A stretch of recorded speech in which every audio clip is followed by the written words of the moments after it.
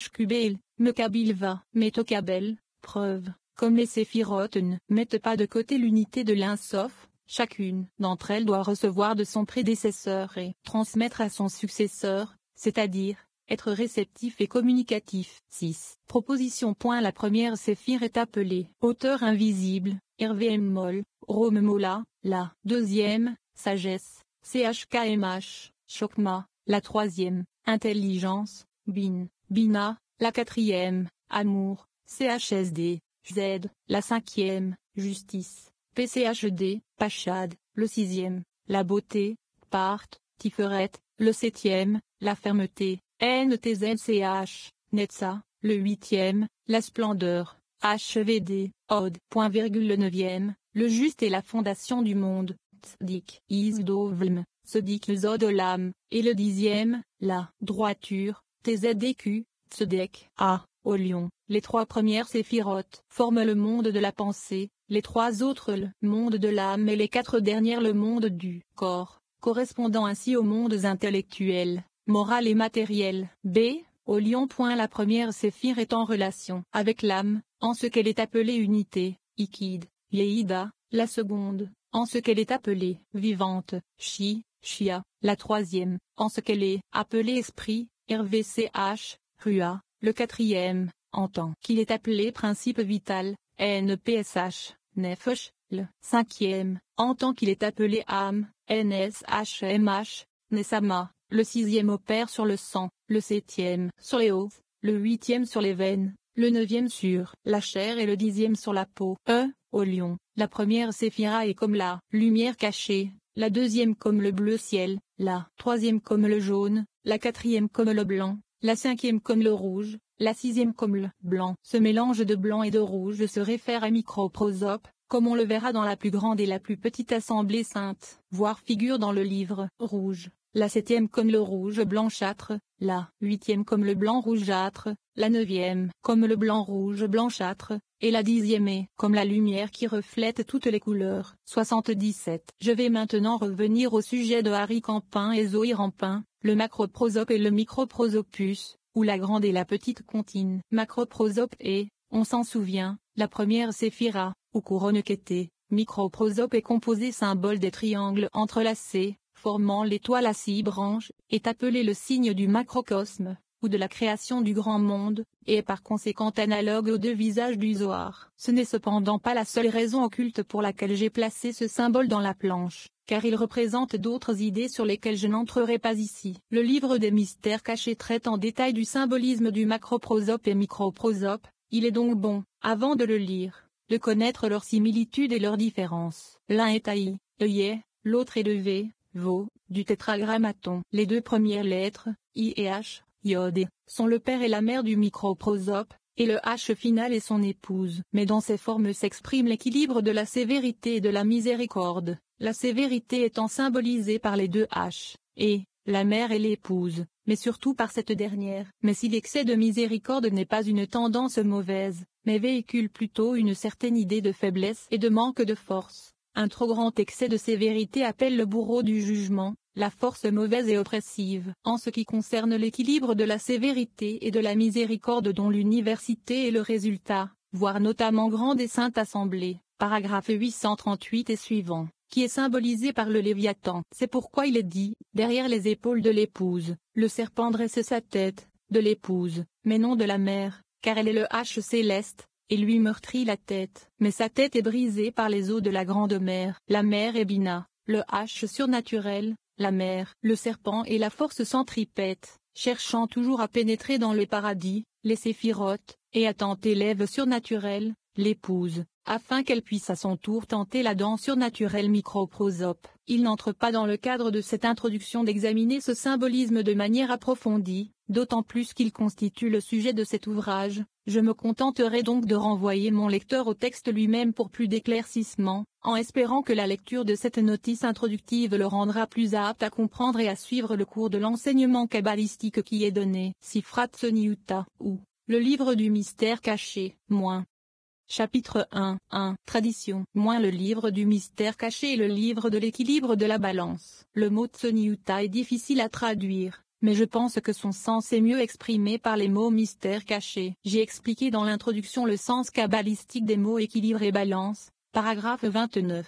2. Traditionnellement, avant que l'équilibre ne soit atteint, le visage n'était pas visible. Par les deux visages, on entend macroprosope et microprosope. Voir introduction, paragraphe 42, 47, 64, 65, 67, 73 et 77. 3. Les rois des temps anciens étaient morts, leur couronne ne se trouvait plus, et la terre était déserte. Les rois des temps anciens ont la même signification que les rois d'Édomites, c'est-à-dire qu'ils symbolisent des mondes de force déséquilibrés qui, selon le Zohar, ont précédé la formation de cet univers. J'ai expliqué cela également dans l'introduction, paragraphe 41 et 56. Cette section et celles qui suivent immédiatement sont censées retracer le développement progressif de la déité, de l'existence négative à l'existence positive. Le texte décrit ici l'époque où la déité commençait tout juste à se manifester à partir de sa forme primitive négative. Par conséquent, selon les idées kabbalistiques, l'univers est en quelque sorte le vêtement de la déité. La déité, non seulement il contient tout,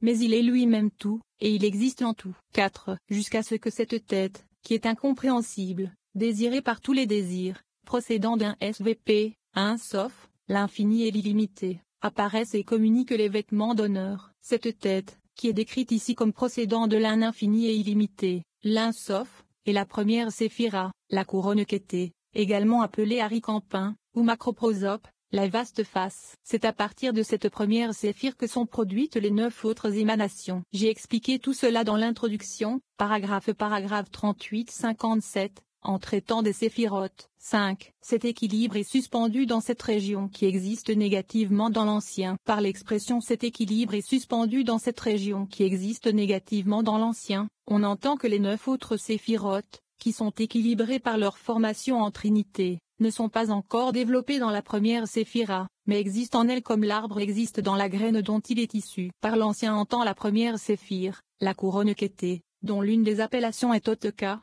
l'ancien. De cette séphire, comme je l'ai déjà fait remarquer, l'idée d'existence négative remonte vers l'un. 6. C'est ainsi qu'ont été équipondérées les puissances qui n'avaient pas encore d'existence perceptible. Ces pouvoirs sont les 9 autres séphirotes, qui sont, pour ainsi dire, des pouvoirs de la première séphira. Dès qu'ils sont mis en équilibre, ils deviennent positivement existants par la corrélation de force. Les 2 sections suivantes expliquent la manière dont ils s'équilibrent alors qu'ils sont encore des entités négatives, ou plutôt des idées. 7. Dans sa forme, dans la forme de l'ancien, existe l'équilibre. Il est incompréhensible, il est invisible. Mais la première idée de l'équilibre est l'ancien, la première séphira, ou couronne Kété, parce qu'elle est la première limitation potentielle de la lumière illimitée qui procède de l'illimité. C'est-à-dire que le point central du Kété est l'équilibre, parce que l'équilibre n'existe pas encore, les 2 pôles opposés qui forment l'équilibre n'ayant pas encore été atteints. En cours de développement, il ne faut pas confondre ces 2 termes, équilibre et balance. La balance est constituée de 2 plateaux, forces opposées. L'équilibre est le point central de la poutre.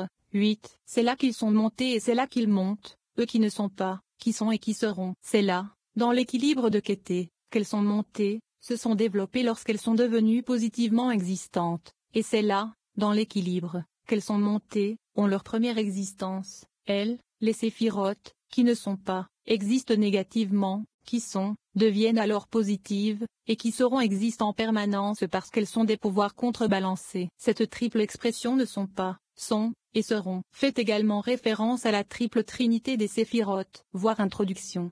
Paragraphe 52, 64, 65 et 66. 9. La tête qui est incompréhensible et secrète dans le secret. Cette tête est macroprosope, le vaste visage, et est la même que l'ancien, ou couronne Kété. Elle l'est, car c'est là que se cachent les autres potentialités. 10. Mais il a été formé et préparé à la manière d'un crâne, et il est rempli de rosée cristalline. La rosée cristalline est le luxe créatif ou or, havre, qui provient de l'infini. Le codex de Mantoue appelle le crâne ou la boîte crânienne la première, et la rosée cristalline la seconde conformation de macroprosope. 11. Sa peau est d'une autre, claire et congelée. 12. Ses cheveux sont comme, de la laine très fine, flottant dans l'équilibre. L'éther est l'éclat clair et insupportable de sa gloire. Le cheveu est blanc, c'est-à-dire sans tache comme la laine, pour indiquer l'absence totale de matière et d'enveloppe. Le codex de Mantoue appelle l'éther la 3e conformation, et le cheveu la 4e, cette dernière se à la Séphira Netza, victoire. 13. Son front est la bienveillance de ses bienfaits qui se manifestent par les prières des puissances inférieures. La bénignité céleste qui transmet leurs qualités, pouvoirs et fonctions aux séphirotes inférieures, les pouvoirs inférieurs. Il faut se rappeler que chaque séphira reçoit de celle qui la précède immédiatement et transmet à celle qui la suit. Ainsi, chaque séphira est dite féminine ou passive par rapport à son prédécesseur, et masculine ou active par rapport à son successeur. Voir introduction, paragraphe 43 et 51. Le codex de Mantoue appelle cela la 5e conformation, et la renvoie à l'idée de la 9e séphira, Yesod, fondation. 14. Son œil est toujours ouvert et ne dort pas, car il veille continuellement. Et l'apparence de l'inférieur est conforme à l'aspect de la lumière supérieure. Si l'œil se fermait, la pensée directrice divine s'abstrait des séphirotes, l'univers entier s'effondrerait, car son ressort principal serait retiré. Car l'apparition, le développement, des séphirotes inférieures, 9 séphirotes, est conforme à, dépendante de, l'aspect, la pensée directrice, de la lumière supérieure, qu'était, la première séphira. Le codex de Mantoue appelle cela la 6e conformation du macroprosope, et la réfère, comme dans le cas de la 4e conformation, à l'idée primitive de la séphira Netza. Victoire. 15. C'est là que se trouvent ces 2 narines, comme de puissantes galeries, d'où son esprit s'élance sur tout. Le codex de Mantoue ajoute qu'il s'agit de la 7e conformation, qui fait référence à MLKVTH, Malkuth, ou le royaume, la 10e émanation ou séphira de la déité, l'esprit créateur, ou le souffle de vie. 16. Quand, donc, la loi divine commence, Brachit Bra Alim Achmim Vatart, Berachit Bra Elohim Atachamin Vatarot. Au commencement, les Elohim créèrent la substance des cieux et la substance de la terre. Le sens est le suivant. 6 membres furent créés, qui sont les 6 numérations du microprosope, à savoir, la bénignité comme son bras droit, la sévérité comme son bras gauche, la beauté comme son corps, la victoire comme sa jambe droite, la gloire comme sa jambe gauche, et le fondement comme reproducteur. Car au lieu de Brachit, Berachit, au commencement, on peut lire Brachit, Berachit, il créa les 6. De ceux-ci dépendent toutes les choses qui sont en dessous, principalement la reine, qui est le chemin le plus bas, ou l'épouse du microprosope, et les 3 mondes inférieurs. L'opinion que la Sifrat Soniuta développe ici est que le début de la Genèse décrit non seulement la création du monde, mais le développement de Dieu, car elle considère l'univers comme l'expression extérieure et matérielle de la puissance de la pensée divine. La microprosope est en quelque sorte le reflet de la macroprosope, car de même que la macroprosope a 6 titres principaux, la microprosope est composée de 6 des séphirotes. Voir introduction, paragraphe 42. 47 et 77, Shit, et la forme chaldéenne de l'hébreu SHSH, Shash, 6. La reine est Malkuth, la 10e séphira. Les 3 mondes inférieurs sont Bria, Yetzira et Asia. Voir introduction, paragraphe 57-60. 11. Et la dignité de la dignité est suspendue aux 7 conformations du crâne. C'est la barbe du vénérable et de l'ancien, qui est divisée en 13 portions. L'ancien est la première séphire, macroprosope, comme je l'ai déjà fait remarquer. La barbe, dans le prolongement de la représentation symbolique de la tête, est divisée en 13 portions, qui répondent par la gématrie. Voir introduction, paragraphe 11. À l'idée d'unité. Pour l'Ashd, Ashad, unité, donne le nombre 13 par valeur numérique. 18. Et la seconde terre n'est pas entrée dans le calcul, c'est-à-dire que le royaume du monde restauré, qui est appelé ailleurs l'épouse du microprosope, n'est pas entré dans le calcul lorsqu'il a été dit que les 6 membres avaient été créés. Ou bien,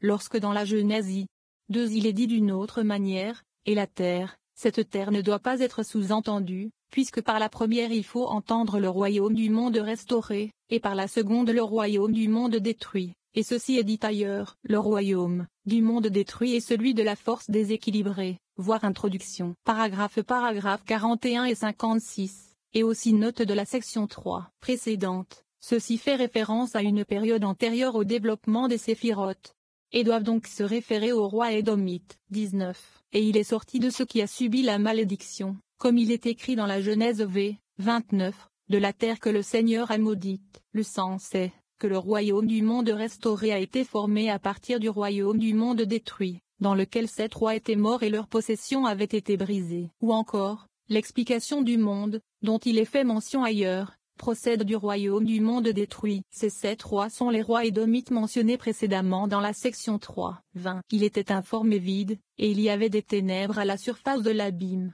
et l'esprit